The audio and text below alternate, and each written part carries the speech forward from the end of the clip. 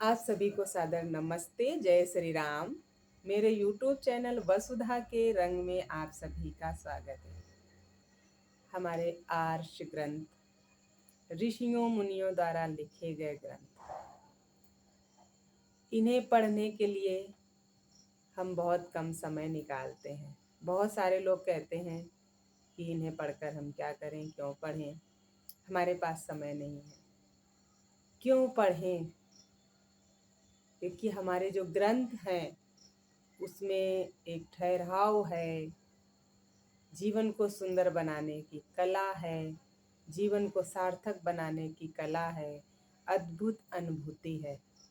जब हम अपने ग्रंथों को पढ़ना, स्वाध्याय करना आरंभ करते हैं, आहा, जीवन एकदम आनंदमय लगता है, सुंदर लगता है। हमारे जीवन से जुड़े प्रत्येक प्रश्नों के हमें उत्तर मिलने लगते हैं। हमें अपनी उलझनों से, परिस्थितियों से आसानी से निकलने के लिए रास्ते मिलने लगते हैं। इसलिए अपने ग्रंथों को, जो कि हमारी बहुत ही अनमोल धरोहर है, जिसमें हमारे सारी परेशानियों का औषधीय गुण है, उनका थोड़ा अध्ययन अवश्य करें। आजकल मैं अध्ययन कर रही हूँ वाल्मीकि रामायण का, और पहला जो अध्याय है बालकांड, उसका अध्ययन पूरा किया है। बहुत थोड़ा समय मैं भी निकाल पाती हूँ, लेकिन जैसे ही समय मिलता है कुछ न कुछ स्वाध्याय करने का मुझे अच्छा लगता है, आदत है। तो ये जो हमारे पास वाल्मीकि रामायण है, ये स्वामी जगदीश्वरानंद जी द्वारा संस्करण जो तैयार किया गया है वो है। मिलावटी श्लोकों को अलग कर दिया गया है उनके द्वारा इससे। और बहुत सारे लोग कहते हैं कि भाई मिलावटी हैं ये श्लोक, हमें कैसे पता चलेगा। फॉर एग्जाम्पल, आप व्हाट्सएप पर किसी से रोज चैटिंग करते हैं, किसी से बात करते हैं, और आपको उसकी भाषा शैली पता होती है, लिखने की उसकी शैली क्या है, उसका अंदाज क्या है, आपको पता होता है। कभी अचानक से कोई अन्य व्यक्ति उसी नंबर से आपको मैसेज करने लगे, आप एक दो मैसेज के बाद समझ जाते हैं कि ये वह व्यक्ति नहीं है। आप कहने भी लगते हैं कि भाई आप कौन हो, क्योंकि आपको पता है कि मैं जिस व्यक्ति से रोज वार्ता करता हूँ वह उस व्यक्ति की जो शैली है वो इस तरह की नहीं है लिखने की। इसी तरह जो हमारे विद्वान हैं, उन्होंने संस्कृत व्याकरण का अध्ययन किया होता है, उन्हें बहुत अच्छी जानकारियाँ होती हैं। संस्कृत एक वैज्ञानिक भाषा है, ये कोई ऐसी काल्पनिक भाषा नहीं है, कोई बहुत ही अवैज्ञानिक नहीं है। संस्कृत पर जिनका अच्छा अध्ययन होता है, पकड़ होती है, ऐसे विद्वान जब इस तरह के संस्करण लिखते हैं, संशोधन करने बैठते हैं, तो वो अपने ऋषि मुनियों की भाषा शैली को, वो क्या कह रहे हैं ऋषि मुनि, उसको हर चीज़ को समझते हैं, और फिर जो वहाँ पर अवांछित चीज़ें मिलाई गई हैं उसको बड़ी आसानी से वो निकाल लेते हैं कि भाई हमारे ऋषि मुनि यहाँ पर ऐसा कह रहे हैं, निरंतर ऐसी बात कह रहे हैं, फिर इनकी शैली जो है वो अचानक बदल कैसे गई, वो इनके विपरीत कैसे बात चली गई। तो इसलिए हमें जो आजकल हमारे विद्वान जो हैं इस तरह के प्रयास कर रहे हैं, तो हमें भी उन पर भरोसा करते हुए और अपने ग्रंथों को अध्ययन करना चाहिए, पुनः अपनी संस्कृति की ओर लौटना चाहिए। तो चलिए बालकांड में कुछ चीज़ें संक्षिप्त में मुझे जो प्राप्त हुई, कुछ जनमानस में जो नहीं समझते हैं लोग, उसमें से कुछ कड़ियाँ। एक तो अयोध्या नगरी का वर्णन है। शुरुआत में इतना सुंदर भव्य अयोध्या नगरी, महाराज मनु के द्वारा बसाई गई अयोध्या नगरी इतनी सुंदर है। वहाँ की सुरक्षा, वहाँ का मजबूत सैन्य बल, और वहाँ का विद्वान मंत्रिमंडल, वहाँ की प्रजा का भव्य जीवन शैली, जब हम उसका अध्ययन करते हैं तो आहा, कितनी सुंदर है अयोध्या नगरी, महाराज दशरथ की अयोध्या नगरी। कितना सब कुछ इतना ज़्यादा सुंदर है, आनंदमय है कि पढ़ के बस आनंद आ जाता है। और उसके बाद पुत्रेष्टि यज्ञ जो है, यज्ञ और संध्या के प्रति बहुत जगह जगह पढ़ने को मिलता है। भगवान राम संध्या करते हैं, दशरथ जी करते हैं, यज्ञ करते हैं, अग्निहोत्र करते हैं, इस तरह की हर बात देखने को मिलती है। अयोध्या नगरी का प्रत्येक व्यक्ति प्रतिदिन अग्निहोत्र करता है, इस तरह के हमें उदाहरण मिलते हैं इसमें। पुत्रेष्टि यज्ञ के बाद खीर में औषधियों द्वारा खीर तैयार की जाती है। ये तो लोग, अधिकतर लोग जानते ही हैं कि चारों भाई जो हैं, राम लक्ष्मण शत्रुघ्न और भरत जो हैं वो खीर खाई थी रानियों ने, उसके बाद उनका जन्म हुआ था। तो ये औषधियों द्वारा आज भी हम देखते हैं बहुत सारे डॉक्टर्स औषधियों द्वारा बहुत सारी चीज़ें तैयार करते हैं। इसी तरह ये खीर भी औषधियों द्वारा तैयार की जाती है। उसका वर्णन आता है बहुत सुंदर।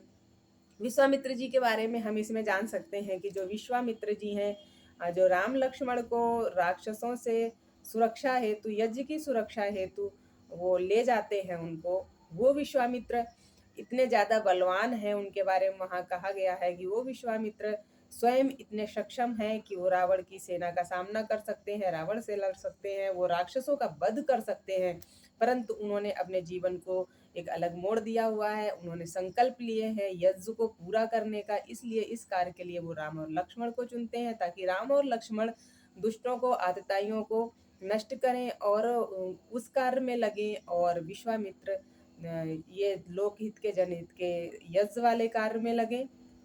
यहाँ पर हमें ये भी देखने को मिलता है कि यज्ञ के पहले राम और लक्ष्मण को नींद ना आए, उसके लिए विश्वामित्र जी योग क्रियाएं बताते हैं, उनको तरीके बताते हैं। उसके बाद यज्ञ की सुरक्षा करने के लिए राम और लक्ष्मण को 40 प्रकार के अस्त्र शस्त्र चलाना सिखाते हैं, उपयोग बताते हैं। और उन सारे अस्त्र शस्त्रों का लगभग 40 प्रकार, इससे भी ज़्यादा भी हो सकते हैं, 40 प्रकार के अस्त्र शस्त्रों का वर्णन मिलता है, नाम मिलते हैं। वो नाम देखिए, मैं यहाँ पर बताती हूँ पढ़ के।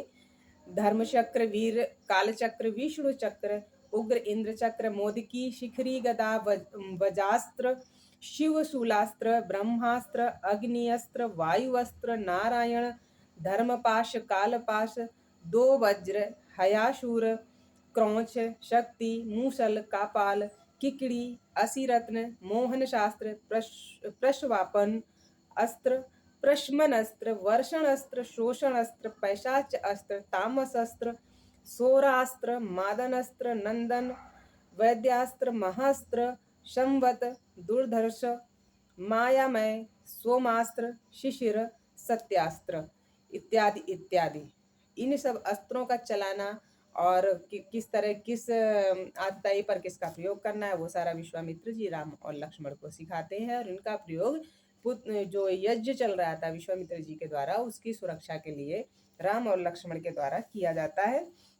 आगे हम इस अध्याय में जानकारी पाते हैं कि जो माता अहिल्या हैं, उनके आश्रम का दृश्य दिखाया जाता है। माता अहिल्या क्या है? एक तपस्विनी है, जो पति पत्नी में विवाद हो जाने के कारण पति चले जाते हैं, और माया जो माता अहिल्या है वो पत्थर सी हो जाती है। पत्थर नहीं, पत्थर सी मतलब जो एकदम बोलना चालना सब कुछ बंद, लोगों से मिलना जुलना बंद, एक आश्रम में ही स्थिर हो जाती हैं। वो तप में जुड़ जाती हैं, एक ही जगह स्थिर हो जाती हैं, और तप के द्वारा वो बड़ी ही तेजस्वी और ओजस्वी हो जाती हैं। उनके जब राम और लक्ष्मण उनके आश्रम में जाते हैं तो तेज और ओज को देख के उनको नमन करते हैं, प्रणाम करते हैं। इस तरह का दृश्य माता अहिल्या के बारे में मिलता है। बाद में राम और लक्ष्मण जो हैं वो पति पत्नी में सुलह कराते हैं, इस तरह का दृश्य मिलता है। गौतम ऋषि वापस आते हैं। सीता जी के स्वयंवर के बारे में हमें जानने को मिलता है। इस वाल्मीकि ग्रंथ के अनुसार, वाल्मीकि रामायणम के अनुसार सीता जी का स्वयंवर नहीं हुआ था, क्योंकि स्वयंवर होता है उसका जिसमें जो कन्या होती है वो पति का वरण करती है अपनी इच्छा से। यहाँ ऐसा कुछ नहीं है, क्योंकि जो राम का चुनाव है वो स्वयं जनक जी ने किया है, और उस धनुष की जो प्रतिज्ञा है वो जनक जी ने ली है। अपनी पुत्री को वो कर्मणा छत्राणी कहते हैं। माता सीता जो है बहुत ही बलिष्ठ हैं, बलवान हैं, छत्राणी हैं, और इस कारण वो उनको वीर शुल्का भी कहते हैं, और वीर शुल्क नामक प्रतिज्ञा लेते हैं कि पराक्रम से मेरी वीर शुल्का को जो जीतेगा, इस धनुष पर प्रतिज्ञा चढ़ाएगा, उसके साथ अपनी पुत्री का विवाह करूंगा। इसलिए इसको स्वयंवर नहीं माना गया है वाल्मीकि रामायण के अनुसार। और जो यहाँ पर महाराज मनु जी से लेकर दशरथ जी के पीढ़ियों तक का वर्णन कुलगुरुओं के द्वारा किया जाता है। परशुराम और राम संवाद का वर्णन है वाल्मीकि रामायण में। परशुराम और लक्ष्मण संवाद का कोई वर्णन नहीं है, क्योंकि लक्ष्मण वहाँ पर सम्मान, दोनों के सम्मान में चुप रहे हैं, अपने ज्येष्ठ भ्राता के सम्मान में, परशुराम के सम्मान में। परशुराम का अहंकार, उनका विभत्स रूप यहाँ पर दर्शाया गया है। और जिस धनुष पर राम ने प्रतिज्ञा चढ़ाई है, जिसके बदले सीता जी से भगवान राम का विवाह हुआ है, उस धनुष को लेकर राम और परशुराम के बीच में कोई संवाद नहीं हुआ है, बल्कि परशुराम स्वयं एक धनुष लेकर आए हैं, जिस धनुष का नाम है जामदग्नि, क्योंकि वह जमदग्नि का धनुष है। इसलिए परशुराम कहते हैं कि मैंने सुना है आपने एक अद्भुत धनुष की प्रतिज्ञा चढ़ाई है, उसे तोड़ा है, तो इसलिए मैं ये धनुष लेकर आया हूँ, इसे तोड़ के दिखाओ, इसकी प्रतिज्ञा चढ़ा के दिखाओ, तब मैं मानूंगा कि आप सच में बलवान हैं। राम वहाँ पर उनके साथ संवाद होता है, फिर राम उसको प्रतिज्ञा चढ़ाते हैं, परशुराम के अहंकार को तोड़ते हैं, परशुराम चले जाते हैं। इस तरह के वर्णन जो है ना वाल्मीकि रामायण में बालकांड में हमें मिलते हैं, और पढ़ के भी बड़ा आनंद आता है, जानकारियाँ मिलती हैं, बड़ा अच्छा लगता है, अच्छी अनुभूतियाँ आती हैं। तो बस इसी के साथ मैं अपनी वार्ता यहाँ बंद करती हूँ। अगला इसका अध्याय है अयोध्या कांड, उसके साथ पुनः आऊँगी अपने चैनल पर। तब तक के लिए आप लोगों को पुनः सादर नमस्ते। जय श्री राम।